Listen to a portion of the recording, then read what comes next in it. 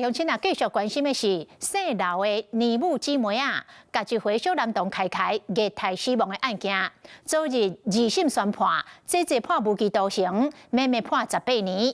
法院今仔日继续审理着社工是毋是有欠点的所在。检察官认为，姓陈的社工失职，而且疑似伫案发了后，甲年母建立着群组串证，是列出着社工的十大疏失。但是社工是够胆，拢也未认罪。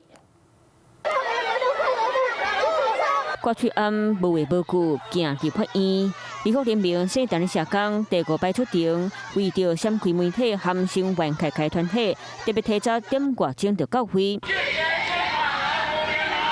不过，凯战士早就集结伫咧法院头前大声发口号，要求法官甲姓陈的社工谈判。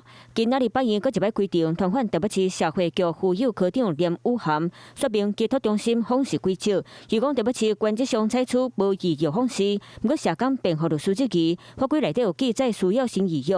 科长强调，113年后就已经修改，而且已经是台北市做真久的惯例。一旦检视林母真实的状况，那凯外貌原本传出来出庭作证，落尾是叫律师代替伊来。那科长嘛证实，进前出庭作证的文山寄托中心涉任的访视人员，因为访视时间未拄好，敢若嘛伪造访视记录，就函上检方另案侦办。因为我是2个小孙子的阿嬷，我今天站出来是希望说，哪一天我眼睛一闭，我们的社会还是这么乱，不管是什么团体。